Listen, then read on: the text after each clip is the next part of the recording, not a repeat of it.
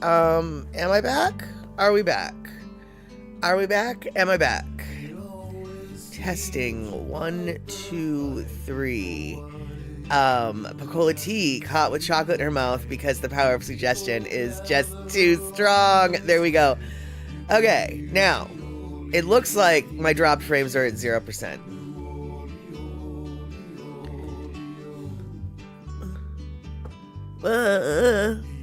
So,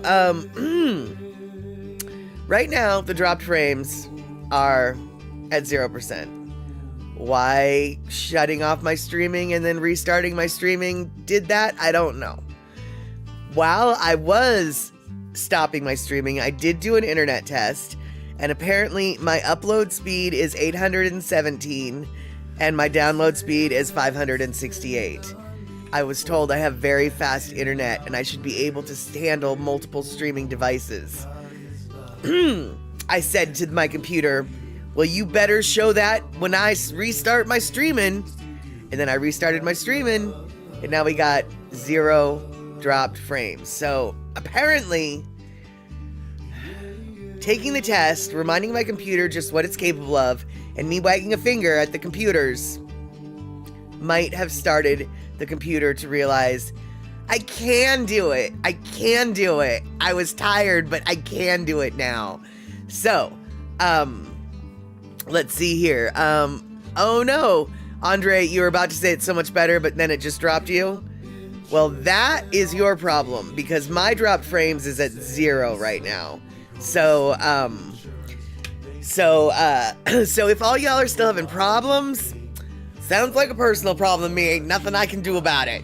I did everything I could do, which basically was I turned it off and then I turned it back on again, which is pretty much the extent of my technical knowledge. But I think we all know that that technical knowledge can sometimes fix all of the technical problems that we have. So, there we go. All right. Before I break it again, I'm gonna go and start talking about, let's see here. What am I gonna talk about? I'm not gonna talk about anything. I'm gonna try to find the thing that I was making for things. Let's see here. Gina, did I sacrifice to the Manahunis? No, I did not. I didn't leave them any bananas. Nothing. So where did my thing go? That's not what I wanted. There we go. Okay. Do you remember a few weeks ago when I said that Pacola T did a marathon, but then she was like, no, I did not. It was only 10K. Okay, that's true. It wasn't a marathon. It was only 10K. But she made us a video of it. And even though the video was 20 minutes long, I decided to make it only 6 minutes because we didn't need to watch 10 to 15 minutes worth of fireworks. I mean, if you want to, I have the full video of the fireworks, but alas, that's not much of what the video is all about. There's some fireworks, there's a little bit, but right now, let's just remember that Pacola T got up at 4 a.m. for this. 4 a.m. And then at 4 a.m., like a zombie, was out there at the starting line, and there was a 10-minute long fireworks show at 5 a.m. or right before 5. Fireworks at 5 a.m. I don't know if my brain could have handled it. I don't know. But what I do know is we have proof that she did it.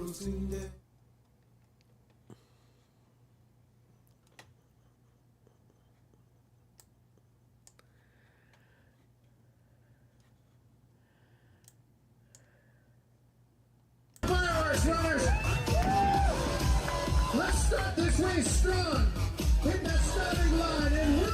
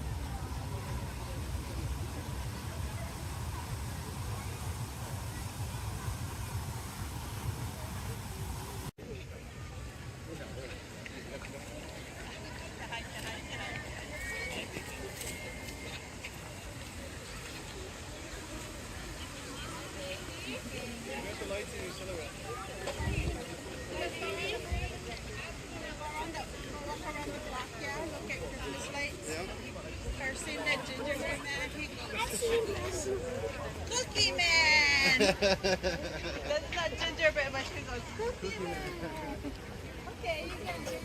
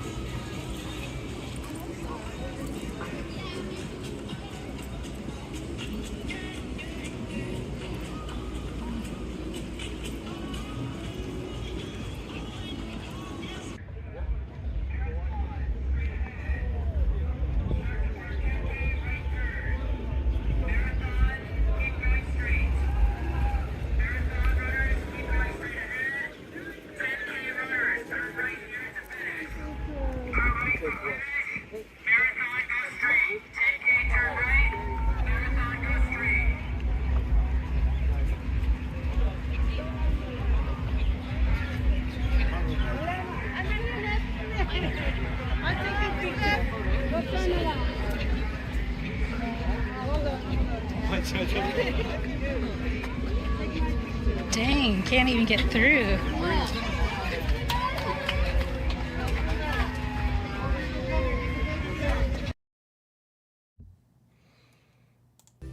All right, there we have it. That is the masterpiece that Picola T videoed, and I learned some editing on. In fact, you guys, I know that video was like, whatever, dude. It's really not that big deal. No, dude, huge ordeal. I learned so much doing it. So honestly, any kind of little clips that you guys have, I enjoyed fiddling with them, because right now I am fully learning. I still haven't bought the DaVinci Resolve video editing suite yet. I'm still only using the free one, but every little video that I'm slowly putting together, I'm learning something new. Now, this video that Darlene gave me to do, I had anticipations and intentions of learning color correction via this video, but good flippin' lord, I started to go down the color correction wormhole, and that's a little over my head at this point. So we're going to put that learning experience on a back burner. And I mentioned Darlene's video, so I guess that means I might have to show Darlene's video now. And I love this video, by the way. In fact, I'm not saying that some of this is my favorite content, but I will say this. When I go on vacation and I see an old one of these, yeah, I usually go out of my way to stop and visit because I'm weird like that. Out for a little neighborhood walk. This is a little neighbor cemetery. And maybe it's morbid, but I don't think it is. I walk through here regularly. They have some beautiful old grave markers. Families that have been buried in this cemetery for a great amount of time. I mean, some of these are just beautiful. You don't get grave markers like this anymore. I really like to walk through here, look at the names and some of the dates, some of the really pretty little markers.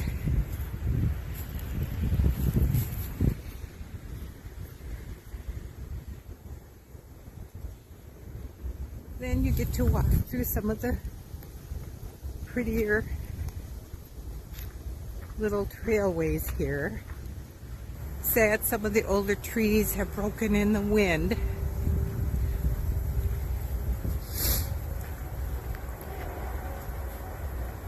But there's a pretty little alcove here I like to go visit.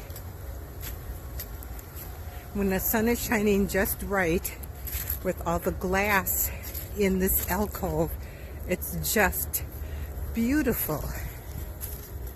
You can see it in the distance there, coming up to it. It's just so pretty.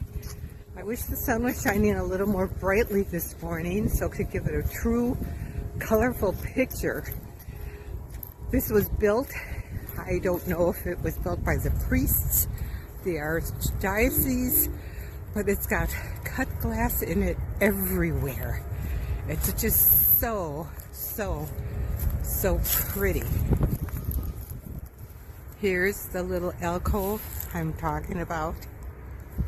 You can't really see it shining. Maybe the afternoon sun later today will give it better glowing. But if you see all the pretty shiny stones and cut glass, all those green and blue stones just glimmer in the sunshine. All of that glass work just shines when the sun hits it. It's so pretty. I'll try and get an afternoon shot.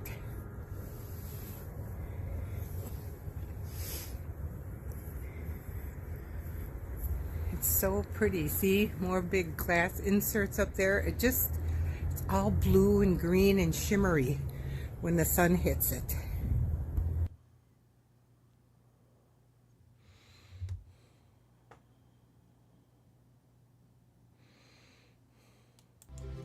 All right, there we go. So I'm very happy that we're all weird. We're all weirdos here.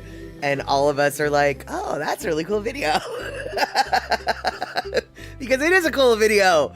That little shrine thing, you know, with the glimmering glass and everything. I would love to see that at a glimmering glass moment. But I'm very confused. Like, what are those glass pieces? I mean, it looks like it's just like huge chunks of... How is glass made? I mean, like, it looked like it was glass rocks. Like, how do you... What were those? I mean, those weren't broken bottles unless the bottles were like 50 feet tall and 4 inches thick. I'm so very confused about what it was that glass was Okay, I'm not confused about what that glass was made of, because the glass was made of glass. I understand that. I guess what the source of the big hunks of the glass was? I just don't really know how to frame my question. But Gina has a question, and she knew how to frame it. Was that a dusty tail? Nope, that was an Ash's tail. She's sitting here looking at me like, you gonna touch me? And it's like, well, maybe I'm gonna touch you. And so, okay, Darlene, I know what you mean. They were chunks of glass, like bricks. Exactly. I'm not sure, like I said, who built it. Right, exactly. So, yeah, Rick, your area was settled, exactly, in 1840. So that shrine is probably fairly old. Let's see here. Andre, you took your late girlfriend on our first date to that huge cemetery, and she said she loved it. I thought she'd run away or think I was strange, but she always liked going back and visiting it to be at peace. Yeah, totally. That's actually, I remember when I was riding my bike more often, and I was getting so frustrated and so tired of riding through parks because parks were so flipping crowded with people. And I remember thinking to myself, all I want is to find a park that's like nice open spaces with easy pathways and it's not full of people. And suddenly I was like, that sounds like a cemetery. And so from that point on, I basically would just ride my bike in cemeteries. And there's a cemetery that's right near where I work. And I can only assume that the people who run the cemetery do not approve of this behavior. But there's a little undeveloped patch of land in the graveyard. Eventually it will be used for graves, I'm sure. But currently it's untouched. And it's sort of separate from the rest of the graveyard. People use it as an off-leash dog park. And I know that the people in the cemetery are probably not stoked about that. But you know what? No, there's no harm, no foul. I see people cleaning up after their dogs, when they're in there. And there isn't really an off-leash dog park that's very close to that neighborhood. So I approve of that use. But, like I said, the people who run the cemetery might have a different idea. And let's see here. Andre, you learned to drive in a cemetery. Good for you. I had my first car accident in a cemetery. Shut up. I did. Yeah, I wrecked my daddy's El Camino in a cemetery one night. He was not pleased. He was not pleased at all. And, okay, Rick, probably just glass slag from a glass manufacturing company in Old Milwaukee. That makes total sense. That makes total sense. I got you. She was just acting so cute. I had to grab her. So this is Ashes, y'all. This is Ashes. And Mama Sean saying, if you ever get to the Southwest, go to Mission San Xavier Del Bac outside of Tucson. And I'm sure I massacred that. Del Bac outside of Tucson. Up the hill, they have a beautiful grotto. And it's an amazing church from the 1780s. Wow, nice. Let's see here. Shock, the mental hospital near where you're at is nice and quiet. You can ride through it. Nice. Actually, the mental hospital, it's not near here at all, but the mental hospital in Western State in Steilacoom, very lovely grounds. I wouldn't be surprised if they would be equally lovely to ride around. Very quiet until someone escapes and then things get awkward, but that doesn't happen very often. And let's see here. Andre, people got really angry when in shutdown they closed the cemetery to people who did not have relatives there. Oh, because they felt like it was a park for them. Yeah, I totally can see how that would piss people off. Let's see here. Yes, so, well, Gina, Miss Ashes is now drinking some waters because I stressed her out and she just needed a drink. But you should let Pippin in. You should let your Pippins in. And let's see here.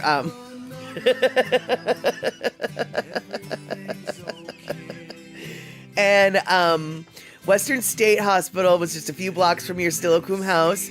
Lovely grounds on the hospital, but yes, not so good when someone escapes. Right, things get a little awkward. Suddenly, there's a huge police presence in town. People are told to lock their doors. And, like, people... yeah. And, let's see here. And, Andre, you get a lot of old military bases people love to use as biking areas and play fields and such. God, you know... those spaces need to be reused without a doubt. But honestly, if I was a parent, I wouldn't want my kid playing in a military base. I don't know what kind of chemical is in that ground. I don't know nothing. Like, military bases are dirty, toxic land. And I only say that because A, I'm not stupid, and B, my dad worked on a military base. And and it was a military base that had been in use since World War II. And there was a group of people that started with him when they opened. They revamped the base and they made it a submarine base. Basically, it went from being a regular base to a submarine base. And when it went to being a submarine base, it expanded hugely, if that's a word. And tons of people got brought in to work there. My dad was part of the first wave of people to work there on the submarines. Literally between 20 and 25 years of that wave of people getting hired, almost all of them died of cancer. Almost all of them. My dad was basically the only bunch of the first wave that managed to, like, not die of cancer. So, it's sort of, I mean, obviously there was no proof of nothing, but everyone who worked there basically realized, oh, it's probably because they work here that they got the cancer and they blah, blah, blah, blah. You know, because you don't know what's in military, you know what the military did to that land. You just don't, right? I mean, we're still getting, we've got, the military, I mean, they burn stuff to get rid of it. The Camp Lejeune lawsuits with the toxicity and the fire and the whatever. I mean, this isn't something that's new. The military has copped to not being a clean environmental steward. So my words are not meant as like total, it's just sort of like, it is what it is. They even admit it, right? Right. Shock. NASA Langley is a Superfund site. There are hypergolics buried all over the place. Precisely. I mean, it's so, I guess what I'm saying is I could go off on a lot of negative militariness that comes from my own personal bias, but this isn't my personal bias. This is just like, yep, it is what it is. Yeah, and Mr. Picola T went to Lejeune High, drank the water, showered in the water. Strange high number of his classmates are gone too soon. Precisely. It is, yeah, I mean, it is what it is. We learn now, later on, that, those chemicals don't just disappear. And by the way, and right, exactly, Gina, Koholave, enough said. And then there's that. And by the way, though this got into a military topic just because of the military base and me not wanting kids to play on it, there's entire neighborhoods in Tacoma where you are not allowed to garden. Your kids should not touch the soil to this day because of a copper smelting plant that was in the industrial area, and the way the wind blew all of its copper smelting grossness from the air into, so these pollutions are not limited just to military. We are stupid humans who are now learning the consequences of our old dirty chemicals. And so, it's not just military bases that have soil you really shouldn't be touching. And Picola T, Statter, have I seen the Ruston Way development on the site of the old Asarco plant. First off, the Asarco plant is the copper smelter plant that I'm referring to. Picolati knows that. But for those of you who don't know, that's exactly it. It's a well-known contaminant causer in this area was the Asarco plant. And no, Picolati, I haven't been there, but I've seen plenty of pictures. Ruston Way is, the way they've redeveloped it, it's quite lovely. It really is. But, you know, no one should be fishing in the water. Nobody should be swimming in that water. And nobody should be making mud sandcastles on the beach. and Mama Sean, oh my God, the smell in Tacoma and Everett back in the day, the lumber mills too. That flippin' lumber mill off of I-5 in Everett back in the day was the worst smell my little kid nose had ever come across. It was worse than the manure pastures of the prairie country up in Canada. You know, it was just, oh, good God. Yeah, exactly. And Picolati, lovely development on old Asarco site, but nope, wouldn't live there. Nope. I mean, they're literally telling people like, well, if you want to go in your yard and have it be safe, you're gonna need to buy like 3 cubic feet of topsoil to, you know, put on top of, might not be 3, but I think it's like 2 feet. They want you to bury it under 2 feet worth of, and to fill your yard up with 2 feet high of dirt, well, first off, that might screw up your drainage and your whole house to yard ratio leveling anyway. But even if you could, that's a really expensive, it's expensive. Oddly enough, dirt's kind of expensive.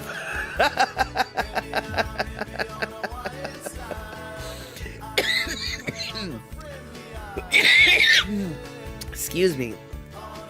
And Shock, you went out to your car at your uncle's house yesterday and you could smell manure. It was a nice change because it wasn't very strong. Right, yep, there you go. And, let's see here. Whoa, what, dude? Andre's saying they're building high-priced housing on Hunter Point where they still find radioactive material. Yeah, see, and I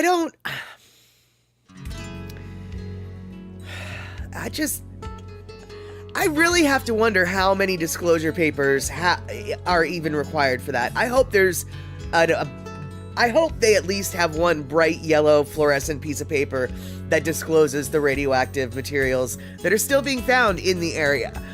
Because I know that having bought a house that was built in 1952, I had to go through and sign a lot of paperwork acknowledging the risk of the potential for lead paint on my home. I'll tell you what, man, I am way more comfortable with the risk of lead paint in my home than I am with radioactivity in my yard.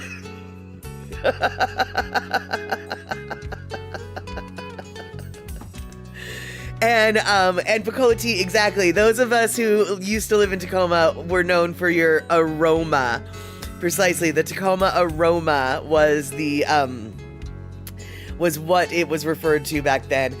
Speaking of aroma, and this is a completely different set of smells, although I guess a bit of a soapbox moment as well. I saw those soapboxes, very appropriate. Thank you for throwing them, Shock. I noticed when I came into my house the other day, it's a little bit chilly these days in Seattle, and during chilly winter months, occasionally I will come into my house and I will smell fireplaces, the smoke from fireplaces.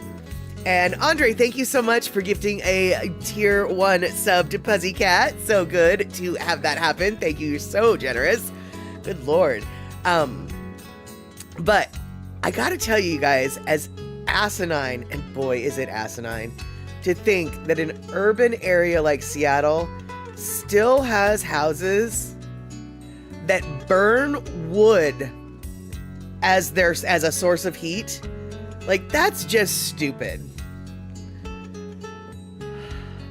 But I love it so much. Don't ever stop. Fireplace smoke carried on cold air in the night is like, it's like candy to my nose. It is one of my earliest Western Washington smell memories, and it's just as stupid as it is to be burning wood in this day and age in an urban setting like where I live. And it's stupid. Carry on with your stupidity. Carry on with your stupidity. I just want to breathe up that pollution. That pollution smells so good to me. And let's see here, Carlin, Arkansas. In your area, most of the smoke comes from wood burning stoves for heat. Precisely. And that's when I smell wood smoke. Yeah, I know it's my neighbors who are burning wood for heat. I'm not begrudging them their heat. I just think it's a little silly.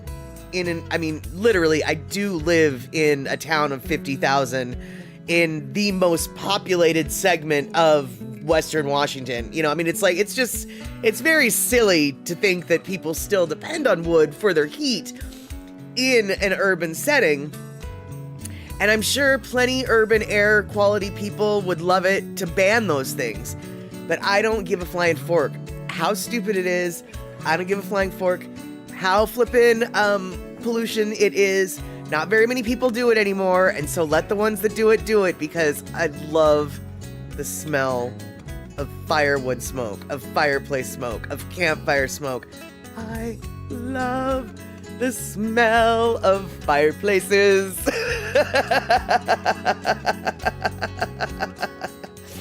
And Bacola Tea, you're not sure if your neighbors are annoyed or envious when Mr. Bacola Tea fires up his smoker to cook meats. That smoker runs all day long. Yeah, I've heard in urban areas in like San Francisco and stuff, people are not happy with meat smokers who run the meat smoker all day because the smoke blows into their house, into their yard. And God help you if you're a vegan who lives next door to someone who smokes their own meats. That's a recipe for a neighborhood rivalry like nobody can match. And let's see here. Mama Sean, we have air pollution, no burn days, except if that's your only source of heat. Right, yeah. Oh, yeah. We've got those too. Without a doubt, if it's been really air stagnant or whatever, yeah, they definitely make it. They don't. Yeah, there are burn bans here as well, but I still love the smell of it. And I know I shouldn't. I know it's pollution. I understand. I get it. I'm being totally hypocritical.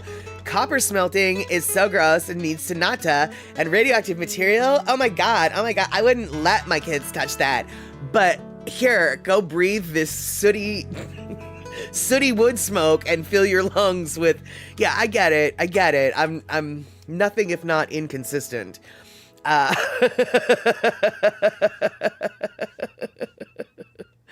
And let's see here. Andre, you do hate when the shorter house uses its fireplace and the second floor is smoky. I don't know. I'm assuming you mean your second floor. And let's see here. Cola tea. I wonder, is there a wood fire scented candle out there? Because I'm not a fan of scented candles. Most of my candles are beeswax, unscented. They help clean the air instead of pollute the air. But I would pollute the air with wood fire smoke scented candles. That sounds delicious. And let's see here.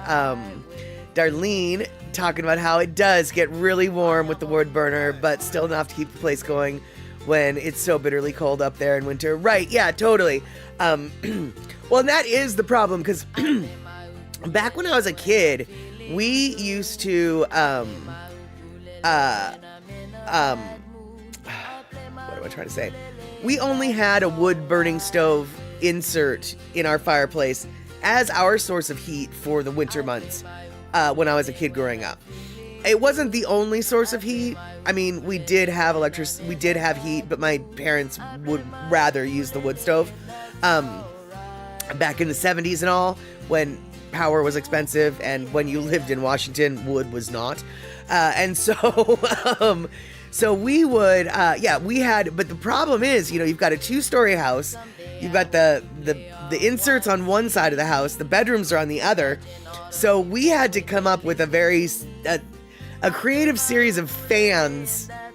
And actually, like our wood insert was in the downstairs fireplace. We had downstairs fireplace, we had upstairs fireplace. The upstairs fireplace we didn't ever use.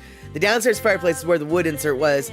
So my dad actually cut a hole in the floor and put a fan in the ceiling of the basement floor of the upstairs so it would pull the heat up, because otherwise the room that the wood insert was in would get so hot that you couldn't even walk in there. You would die of desert heat, and you'd just be like, I need a gallon of water just to watch 30 minutes worth of cartoons. It's so flippin' hot down here. So, if you've got the wood stove, one part of the house is super hot, and the rest of the house is maybe a little bit chilly, unless you had an advanced system of fans that we had.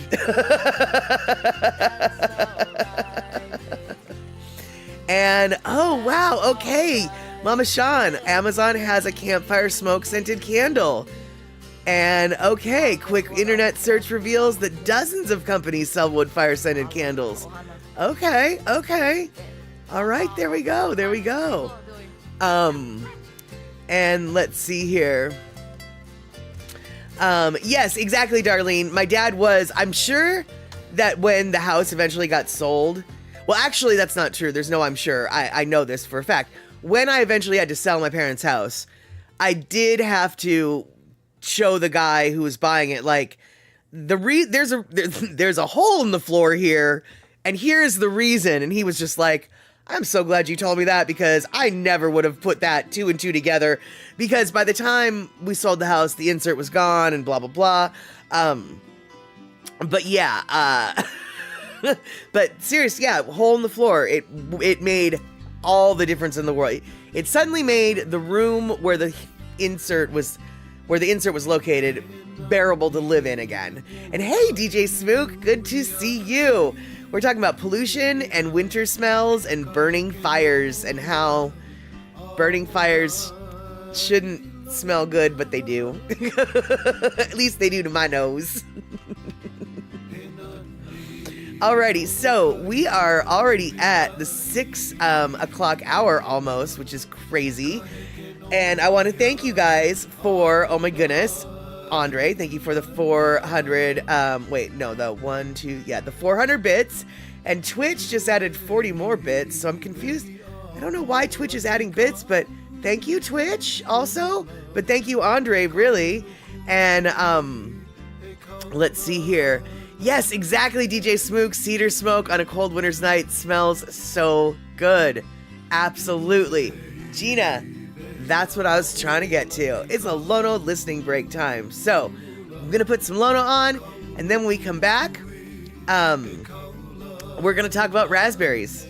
What? Yeah, that's right. We're going to talk about raspberries. So there we go. We're going to talk about raspberries later. But right now, I'm going to try to find Lono. Here's Lono. Let's listen to Lono. Boop. 9 of diamonds.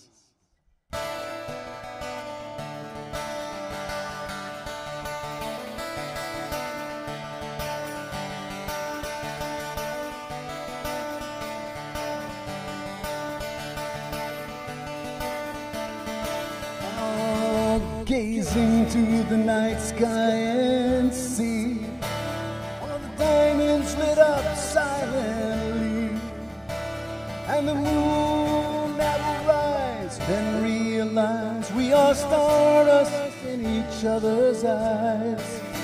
We're all made up of all the universe has known.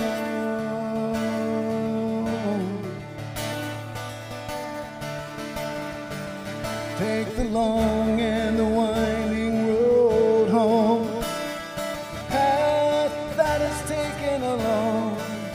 Far away they will hear, somewhere over horizons, when legends and stories are told. songs and the memories of gold in 2110.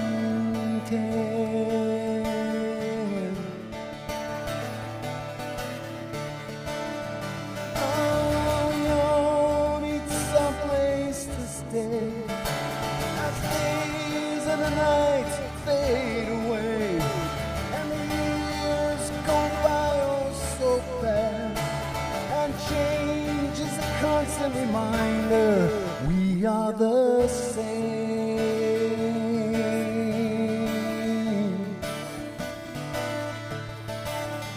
We are the same.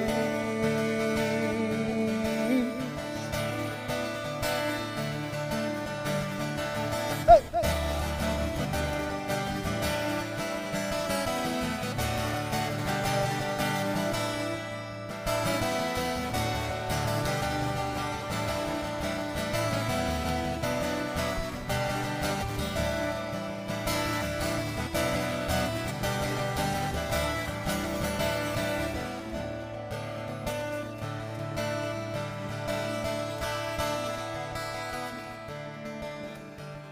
It's okay if we treat each other well. It's okay if we had a bad day. It's okay if we sing out, play ukulele. Maybe that's what we needed to hear. Maybe that's why the people are here, to hear a sweet song.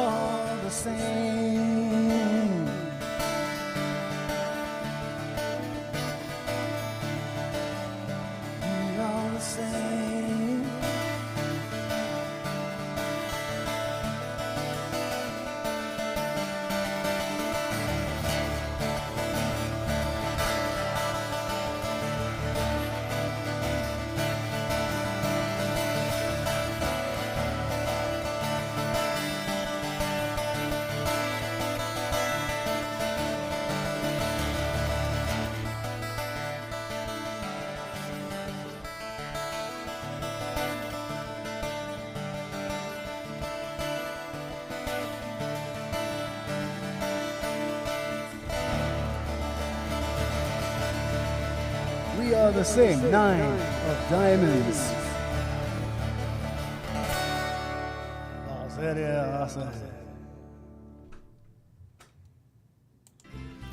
All right, there we go. So, now that we got ourselves our Lono listing break, we are now still talking about cold temps and hot temps, which is actually perfect because that goes into the talk about raspberries. Wait, raspberries? What? Yeah, dude. So check this out. There's this thing that we call up here. Up here in the Pacific Northwest, we have these things. These things are what we call salmonberries, but they're a relative of blackberries and raspberries. They're actually a relative of the rose. We won't get into that, but rubus. Rubus is, oh, that's not how you spell rubus. I spelled rubus wrong here. Look, hold on. That's a bit of a problem. That's embarrassing. That's not how you spell rubus. Here we go. Let's fix that up. That's how you spell rubus. So, Rubus spectabilis. This is a berry that we have in the Pacific Northwest. And in the Pacific Northwest, we refer to them as salmon berries. Now, there's another berry that is also called a salmonberry, but it's also called a cloudberry. We're not going to get into that discussion. Boy, oh boy, if you ever want to start an argument between people from Alaska and then other people from a different part of Alaska, just ask them which is a cloudberry and which is a salmonberry, and soon fists will be thrown. We're not going to call them that. We're calling them salmonberries. Where I am from in Seattle, we call these salmonberries. Salmonberries, though, like I said, are up in Alaska as well. And salmonberries can come anywhere from the yellow through the dark orange to the red. The salmonberries that are in my area generally tend to be the yellow and orange ones. I've never seen one get dark red like this in our area. That doesn't mean it doesn't happen. I'm just saying I've never witnessed it. But these are salmonberries. They're also known as Russian raspberries because, as I'm sure you guys know, if you've looked at a globe as often as I have, Russia and Alaska, they're very close to each other, and so these are the same berries. They're all the Rubus spectabilis. In Russia, in Alaska, down the Alaskan coast to the Pacific Northwest, Vancouver, BC, British Columbia, Washington State. I'm guessing parts of Oregon, probably coastal Oregon probably gets them as well, but I cannot say I've seen them there. But what I can say is we have them here. Now, these are salmonberries. These are salmonberries that are grown in the Pacific Northwest. Would you believe this is not a salmonberry? Would you believe that this berry right there actually comes from Hawaii? Would you believe that that is actually... Wait. Yeah. That is actually a Hawaiian raspberry. That is what's known as Hawaiian raspberry. And to me, that looks an awful lot like what we're looking at here. And all of them have spikes. You can't necessarily see them. This orange one at the top, you can maybe see the little spikes. All of them have spikes, and just like the Hawaiian one. But so that's the Alaskan one. That's the Hawaiian one. And so here's some facts about the Hawaiian berry. First off, where do you find them? You find them on Maui, Molokai, Hawaii, and Kauai. Where do you find them? Moist, full to partial sun, elevation range 2,000 to 10,000 feet, i.e. the cold part of Hawaii. The cold part of Hawaii. Now, here's some more facts about the Hawaiian berry. The akala is a Hawaiian word for pink. It refers to the color of the juice of this native raspberry. Early Hawaiians used it to produce a striking pink-colored kapa dye. The akala is one of the largest species of fruit in the world, sometimes producing berries up to 2 inches long. And just like the Russian raspberry, which has been described as not very sweet as a common raspberry, the Hawaiian raspberry, although not as sweet as the common raspberry, a tasty jelly can be made with the berries.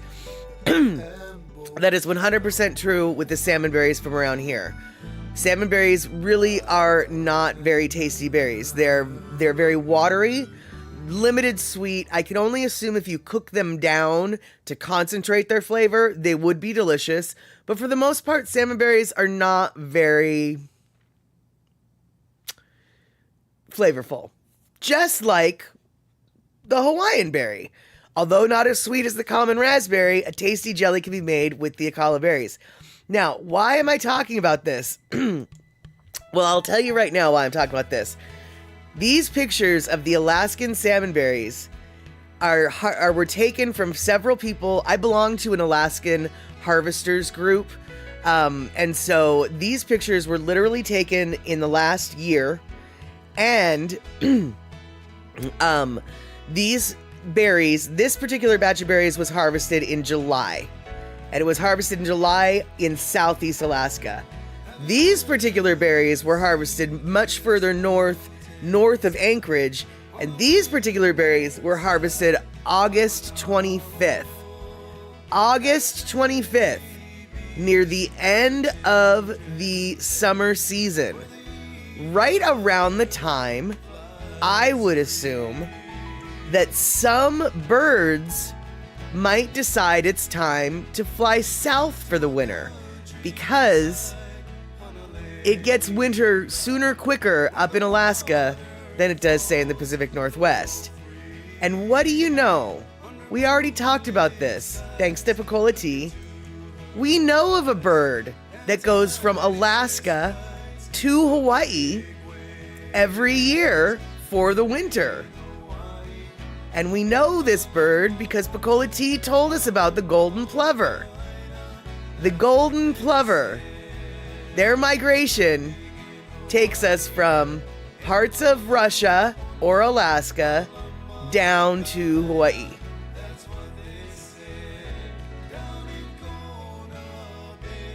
Are you thinking what I'm thinking?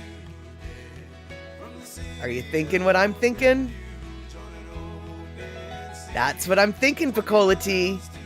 That's exactly what I'm thinking. Those migratory birds ate something in Alaska and dropped it out in Hawaii. And now a whole new species of berry has evolved in its isolation. And there's actually another, Hawaii actually has two native raspberries. One of them is the one that we just showed, and then there's another one, I can't remember what it's called, but it's only found on Maui. And I did a little bit of research, and yes, the Hawaiian berry is most closely related to the salmonberry. Now, they didn't go and say that they're the same and been brought over by, but I'm gonna go out on a limb and hypothesize, and I have no footnotes, I have no scientific proof, but I'm just gonna go out on a limb and say, I'm thinking the plover might be one of the reasons why we've got ourselves a raspberry in Alaska and a raspberry in Hawaii that look and taste an awful lot alike. They're both growing in colder areas, and I don't know what I'm talking about, but I do know that when I was in my Harvesters of Alaska group a couple of weeks ago, and someone pulled up the picture, this particular picture came from a Maui group, by the way. No. This picture came from a gardening group in Maui, and it came across my feed actually from the gardening group post came across my feed before the Alaska post, and I did think, wow, that's really crazy how much they look like salmonberries, but I didn't really give it much thought. But then when this picture ended up on the Alaska Harvesters page, all of the Alaskan members were dumbfounded at like how identical those berries are, and they were the scuttlebutt amongst themselves on that thread made them absolutely determined, like, we are sure that this berry is related, blah, blah, blah, blah, blah. And so then I threw down with what I knew about the golden plover, and suddenly everybody's like, oh my gosh, blah, blah, blah. So whether or not we really put the reality together, I don't know if we did, but it seems like a really logical story to me. Darlene, makes sense to you. And yes, Picola Tea, exactly. I call it as I see it. And so let's see here. Andre, okay, hold on, wait, okay, hold on.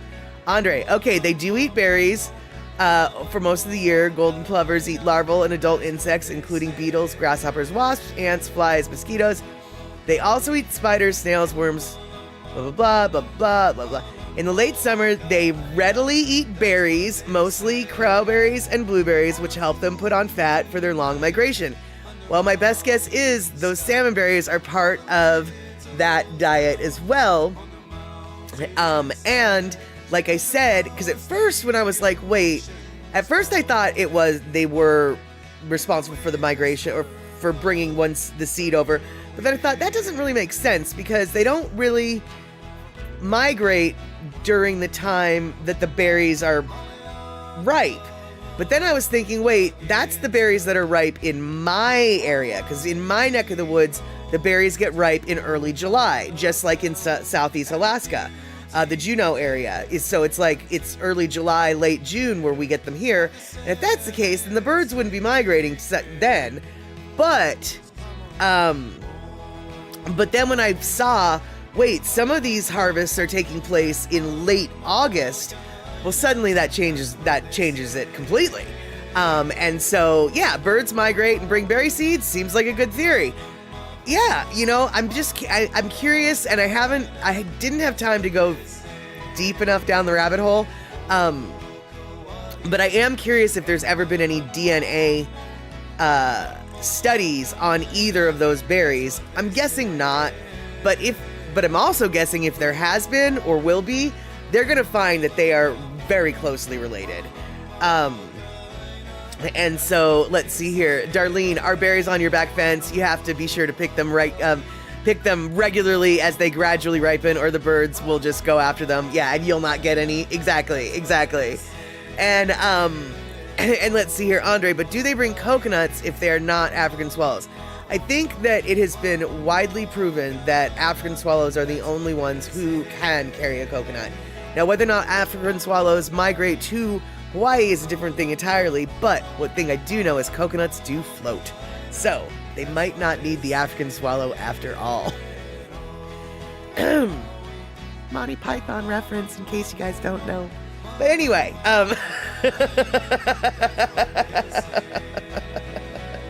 let's see here. What did I miss here? Yep, there we go. Okay, so now that we've done that, which is completely like, why did we talk about that? I don't know. I just thought it was kind of cool, and I wanted to have a little bit of learning in today's chatter with Statter, because it's always nice to learn just something little. And what's even better is when you learn something that really doesn't matter, like we did today. There we go. And exactly. And now something completely different. Very true, Andre. What is this? Do you know what this is, you guys? Do you know what this is? Oops. Can you see what this is? That's right. It's a foil ball. Why am I showing you a foil ball? Because I just learned this. No, it's not. It's not a cat toy yet. Although once it hits the floor, it might. Okay, first off, Darlene, no, and we will go back to that. But no, this is a bunch of used foil that's got, if I peeled it apart, you'd be like, oh, why do you want to show me your tomato sauce covered whateverness? Hey, we'll be back. Good to see you. I don't want to show you my tomato sauce covered whateverness. This is how you recycle. Hey, Trail Dust. First time here, so good to see you. We are on the verge. We've got 15 minutes left. Uh-oh, hold on. We've talked about a bunch of things, from raspberries to cemeteries to air pollution to tinfoil balls. So, here we go. And, okay, Shock, you always mash up your clean foil for recycling, otherwise it's too floaty. That's exactly it. I had no idea, you guys. I didn't know how to recycle tinfoil before. So I never really did. I would use it over and over and over and over again until it was just little pieces that I was putting together. And then eventually it's like, well, you served your purpose, then now I'm throwing you away. But apparently you're supposed to, and it sounds like Darlene knew this, sounds like Shock knew this. I'm the one just learning. I'm just learning. I know you're the one that subbed during Photo Luke's recent stream, Trail Dust. I'm super stoked to see you here. And you'll get to see a very strange ending, because well, actually, this is not a very strange ending, because this stream has pretty much gone exactly like every stream goes. There were some technical difficulties. There were some shenanigans. Then there was randomness that doesn't really matter. So yeah, there you go. But here's, we also got little kitchen tip. For those of you who A, have recycling available, and B, recycle, you can recycle your tinfoil by putting it in a little ball. And I didn't know that until just recently. So I thought I would share this with you because, and let's see here. That's so cool. The sculpture teacher at work has the students make tinfoil hats. Exactly. Oh, okay. So Rick, you wash and recycle aluminum foil, but into a flat disc, like a crushed soda can size. Interesting. Well, I don't know whether or not my recycling people would accept that. In the most recent pamphlet that they mailed to us, they specifically said to make it into a ball. Hey, Thundering the Lightning, good to see you. I have not seen you here in forever. We are talking about recycling right now, and I just learned how to recycle, how to recycle tinfoil. I didn't know that you were supposed to make it into tinfoil balls, but alas, you are supposed to make them into tinfoil balls. And so, now you know. Now you know. And another thing that I learned just recently, because I'm new to learning things. Hey, Andre, thank you for the 200 bits. Super stoked. Another thing that I learned recently, and I've used this trick before now that I've learned it. And I don't know if you guys know this or not, but do you guys when you go grocery shopping, do you buy your meat in bulk, I do because it's cheaper. Well, then, you have to put it in the freezer and then you have to thaw it out and blah, blah, blah. Check this out, you guys. If you put your ground beef in a Ziploc and then flatten it out into smaller portions, you can squeeze all of the air out of it, so less freezer burn, and you can stack them in your freezer and they thaw quicker. So there we go. That's another little kitchen tip for today. And trail dust. You have a lot of experience learning stuff, remembering stuff, different story. Well, that's okay, because the stuff that we learn here on Chatter with Statter, as a general rule, doesn't matter. Because if I know about it, it probably doesn't matter.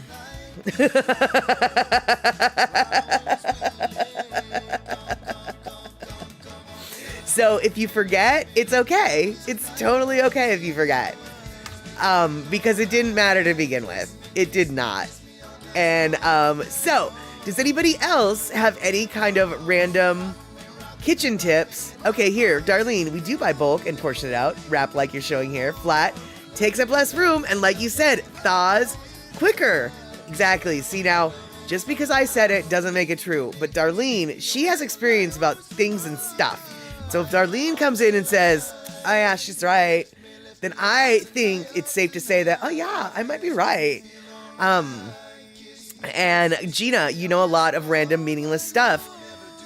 Share with the class, my friend. That's what we're here. And Rick, precisely what is said here stays here, because I don't remember it either.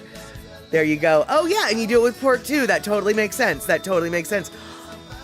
Oh, I should have done that with the little, the Italian sausage. No, the breakfast sausage roll that I have in my freezer. I should have done that with it, because that's what I hate about the sausage roll. It takes so long to defrost because it's so thick. And so, yes, Jimmy Dean, that's what I'm talking about.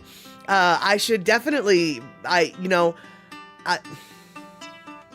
when it's small like that, it didn't occur to me to break it down, but you could still do the same thing. I was only doing it with beef, y'all. I didn't even make the flippin' connection to the stupid flippin' pork. Smash it, bag it, and freeze it. Exactly. And thank you, Stream Elements, for shouting LonoMusic's website out. And let's see here. Yeah, Darlene, slice it or break it down. It'll work. Oh. You mean slice it in the little patties that you probably wanted in to begin with. Oh, I'm so glad we're having this conversation that really doesn't matter about anything, but I'm suddenly learning things that I feel like I should have known. All right then. Okay, you guys, we've got about 10 minutes left here on the stream. I'm not sure what y'all want to talk about, but what I do know is that that I am on the I've put out the feelers and the requests for Bohemian Rhapsody. We will eventually be getting it. Okay, we will eventually be getting it. I can promise you that. And Rick, isn't Jimmy Dean sausage frozen at the store? Well, yes and no. They get it frozen, but then it's sold in the refrigerator case. So sometimes when you're in the refrigerator case, it's thawed out, but not frozen. Other times it's partially thawed out and partially frozen. At least in my store. And let's see here. Trail Dust. I feel like we might need a t-shirt that says that. I'm pretty good at picking up the obvious once it's been pointed out to me. Yes, absolutely. In fact, I don't remember where I was at. Let's just say I was at the doctor's, whatever, filling out the paperwork that you have to fill out. And there was a question I had about something on the paperwork. And so I said to the person, here's my question. At which point she pointed to the top of the paperwork in my hand. The big red bold letters that answered the question that I had. Because it's the question apparently everybody had. And so they obviously went out of their way to make that question, to answer that question they know that everybody had. They wanted us all to see it. That's why I didn't see it.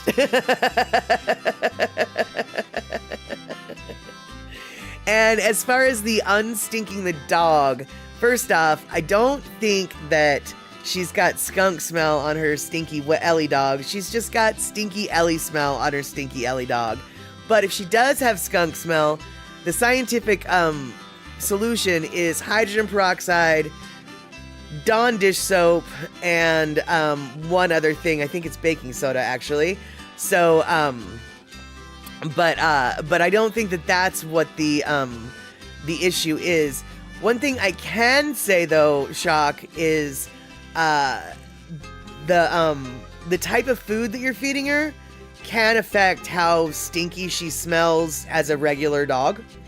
I know that the last several dogs that my boss and her husband have had, they have fed them higher end food, and the dogs literally never smell like dog, even when they're wet. They don't have that wet dog smell. But when they run out of their high end food and they start feeding them grocery store food, the dogs start to smell like dogs. So I'm going out on a limb to suggest that the root cause of your Ellie smell is the food that she's eating. But she's on Fresh Pet, which is high-end food. Okay, well then maybe not. But that's just that was just my suggestion there. That's all I'm saying. And let's see here. The question was not very serious. Right. No. First off, yes, the question is definitely not serious when I say, what are we going to talk about? Because here's the deal, you guys. Chatter, by definition, is stuff that doesn't matter. So, no. And let's see here. Andre, yes, she is on Fresh Pet, but not smelling that fresh. No, she is not. She needs to get some Febreze for the doggies. Some doggy Febreze. And especially when she eats things she finds in the yard. Well, that's the best dog life. eating random treats that you find in the yard. Especially if you can find some kitty roca. Oh, the kitty roca is the best. Oh, the kitty roca is the worst. It's the grossest. And if you don't know what kitty roca is, you don't want to know, and I'm not going to tell you. And that's just how that works. Just think about it for a minute. You'll get it. You'll get it. If you know what almond roca is, that is. And let's see here. Shock. I think she ate a dead bird. Ooh.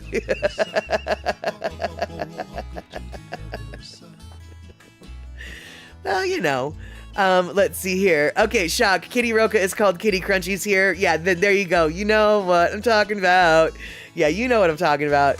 All right, you guys, we've got 3 minutes left until the bottom of the hour. So why don't we wrap things up?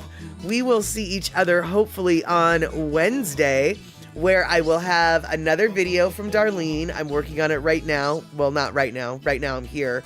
But once I'm done being here, I'm going to start working on it there, here, whatever.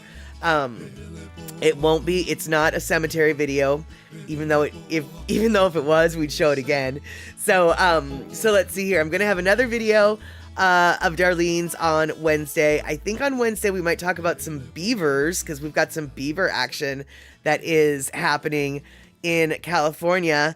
And I don't know what else we'll be talking about, but I do know that on Saturday, I don't expect any of y'all to be here on Saturday. Saturday is December 23rd. And I know last stream I confused people with what I was saying. But, okay, so Christmas, I think, is the Monday, right? Yeah, Christmas is Monday. Saturday is December 23rd. And the reason why I said it's the height of the season is because generally the weekend of or right before Christmas is the peak, and the Saturday before Christmas is a peak holiday time to be busy doing stuff. Now, am I going to be streaming on the 24th, Sunday? Yes, indeed, I will be here on the 24th streaming Chatter with Statter as well.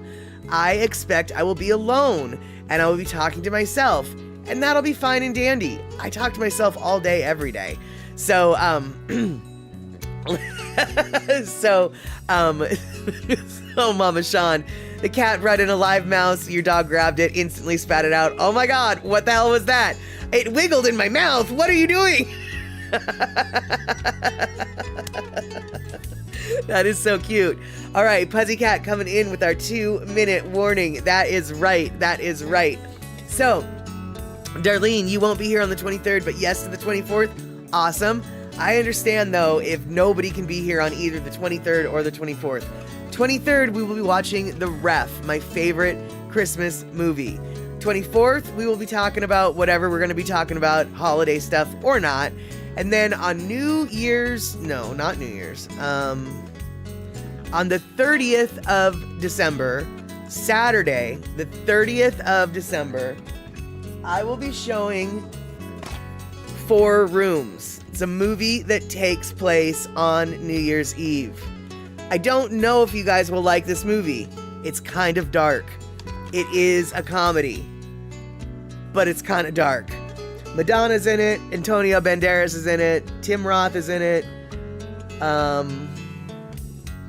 Jennifer Beals is in it. Ione Skye is in it. Lily Taylor's in it. I don't know who Lily Taylor. Marissa Tomei is in it. So yeah, a bunch of people are in it. And so we'll be watching this on the 30th. And Percola T, that's right. Saturday, December 30th, you're seeing Andy at No Vacancies. Speaking of which, you guys, for those of you who are going to be, I meant to do this earlier today. We're going to run late. Sorry, you guys. For those of you who are going to be in the Honolulu area, on the island of Oahu, this, the next couple weeks, Jason Momoa is going to be back selling some vodkas. December 20th, he's going to be in Kapolei at the Foodland. December 21st, he's going to be in Honolulu, I believe on the naval base, the Naval Exchange. And then on the 22nd, he's going to be at, I think, a Safeway in Kapahulu. So, if you guys are going to be in the area and you want to get a signed bottle of vodka the way I got a signed bottle of vodka, you can do that. And if you don't want a signed bottle of vodka, that's okay. His vodka is really good anyway, so just go get the vodka. So there we go. That is the show for today. I want to thank everybody for coming out, hanging out, chattering about, gift subscribing, resubscribing, throwing down bits, liking the likes. If you haven't liked the like on the YouTube side, by all means, like that like. And hopefully we will see each other on Wednesday to talk about things and stuff. But before we do that, I'm going to do one more torture grab. One more. She's not even looking. Hold on. Can I do it?